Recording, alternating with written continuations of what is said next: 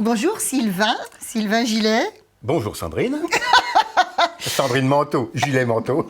Oui, c'est vrai. D'ailleurs, c'est ce qu'on s'est dit. Mais oui, tu peux rigoler, Émilie. C'est ce qu'on s'est dit la première fois qu'on s'est rencontrés, en fait. On s'est reconnus. Oui, ce sont des noms idéaux pour terminer dans un placard. Mais non, là, on espère que tu ne termineras pas dans un placard. Non. En tout cas, tu es un des auteurs dont on entend beaucoup parler actuellement sur le Gâtinais. Oui. Actuellement, c'est-à-dire depuis 2 ans, depuis que tu es arrivé dans le coin, c'est ça? Oui, je suis arrivé il y a 3 ans plutôt, et puis le premier bouquin est sorti en mi-2018. Oh, quelle précision. Voilà, Oui. un mardi. Je crois qu'on s'est rencontrés, voilà, à l'occasion de ce livre-là, Ludivine Comédite. Et en fait, je vais vous avouer, j'avais pas du tout compris le jeu de mots. Mais ne t'inquiète pas, la plupart des gens ne l'ont pas compris. C'est vrai. À mon grand dame. Il suffit pourtant de changer une lettre. Vous changez le U en A, ça devient la Divine Comédie, référence à Dante, puisque c'est une descente aux enfers. Et la première partie de la Divine Comédie, c'est la visite des enfers. C'est magnifique. Oh, bah, alors tout de suite, on voit que le niveau est très haut. N'est-ce pas? N'est-ce pas? Et puis en ce moment, on parlera un petit peu de Ludivine Comédie, mais en ce moment, évidemment, ton cheval de bataille, c'est ce bouquin-là, magnifique, qui est exactement dans les couleurs de ce studio. Donc c'est formidable. C'est pour ça que nous l'avons sélectionné d'ailleurs. Je l'ai prévu pour, autant le dire. Donc c'est Commedia Nostra, on est en Ludivine Comédie, donc, et puis Commedia Nostra. Commedia Nostra. Voilà. Ok, toujours des polars. Alors le premier, oui, on peut dire que c'est un polar au sens où il y a vraiment une enquête, où on cherche le coupable d'un meurtre en particulier. Le deuxième, le nouveau Commedia Nostra, c'est moins un polar, puisqu'on n'est pas sur une enquête en particulier, on ne cherche pas à résoudre une énigme ou à trouver le coupable d'un crime particulier. J'appelle ça plutôt une comédie policière, parce que le premier, disons, il était parfois sombre, parfois rigolo, mais pas en même temps, ça dépend des chapitres, et c'est un peu comme l'auteur, vous voyez. Voilà. Et le dernier est plutôt plus souvent rigolo, plutôt comédie policière, on est un peu chez les tontons flingueurs, mais plus modernes, un peu à la Snatch, tout ça, voilà, plus moderne, plus rythmé en tout cas. Mais par contre, ça flingue beaucoup plus que dans le premier, donc il y a du jus. Ça dégosille quand même. Hein. D'accord. Tiens. Sérieusement. Alors, du coup, on parle du monsieur, Sylvain Gillet. Tu dis parfois sombre, parfois rigolo. En te connaissant un tout petit peu, ça te caractérise bien. Alors, t'es déjà un vieux monsieur, parce que t'es né en 68. Oui. Et alors? Non, rien. Un lundi. Et ça, c'est vrai. Et alors, moi, j'adore ta bio. Voilà, en quelques lignes, résumé. Sylvain Gillet est comédien, réalisateur et scénariste. Il a donc, en toute logique, joué la comédie, réalisé des films et écrit. Voilà. Oui, ça me paraît très logique. Ça me paraît logique. Tu détestes parler de toi, tu dis. Ça te gêne, c'est... Oui, enfin, ça peut très rapidement faire égocentrique, un peu nombriliste. Mais par ailleurs... Et puis surtout, c'est pas la chose la plus importante dans un bouquin. Ce qui compte, dans un bouquin, c'est le bouquin lui-même. Ouais, mais en fait, je voudrais que tu parles un peu de toi, parce que moi, ton parcours, il me passionne. Tu es bien la seule.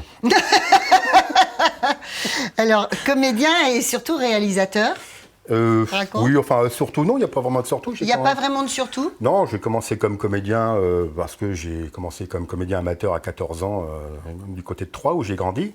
Et puis après, l'appétit est venu en mangeant, j'ai voulu faire ça. Et puis après, j'ai fait les premiers cachets professionnels. Dès que j'étais intermittent du spectacle, c'était il y a très longtemps. Et je suis monté à la capitale, comme on dit. Et puis après, évidemment, j'ai fait la course au cachet comme tous les comédiens font. Ou faisait, parce qu'avec les années du Covid, c'est plus difficile en ce moment. Et puis évidemment, j'ai fait tout ce que j'ai dit que je ne ferais pas pour gagner ma vie. C'est voilà, des tas de trucs. Et puis petit à petit, en écrivant, parce que j'ai fait pas mal de café-théâtre au départ, donc l'écriture a commencé par l'écriture de sketch, de café-théâtre, etc. Et puis après, pièce de théâtre. Et puis après, scénario, tout de suite long-métrage. Et puis, par le hasard de la vie, je suis venu à la réalisation de courts-métrages d'abord.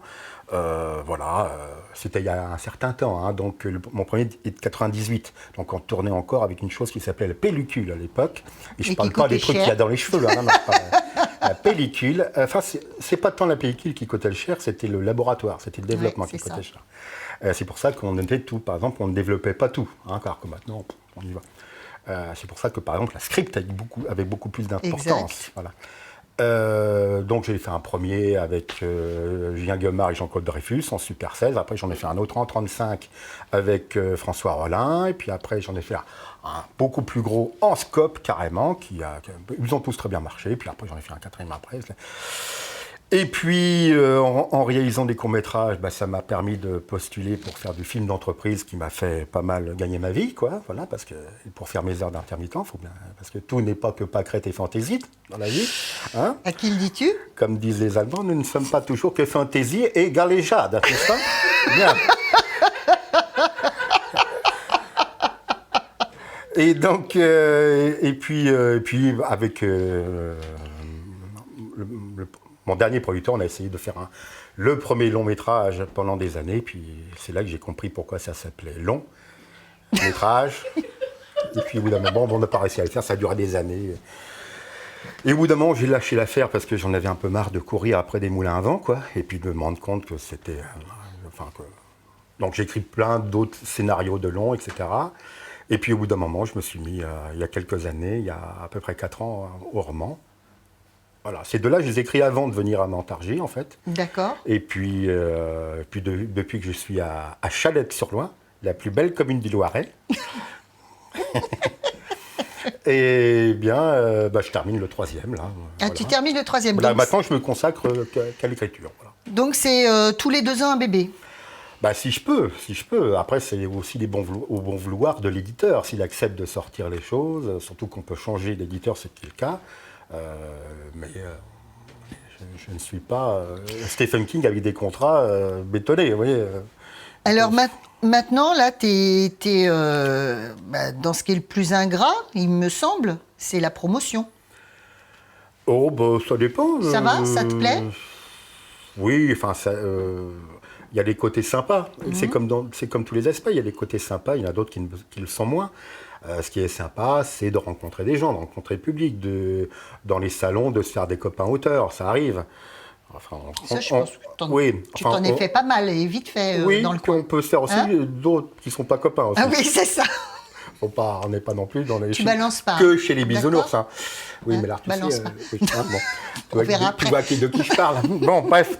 Et mais par contre, ce qui est moins sympa, c'est de rentrer en bagnole le soir, de faire 200 bornes sous la pluie avec ton paquet de bouquins avec derrière. Ton carton. Ouais, et puis...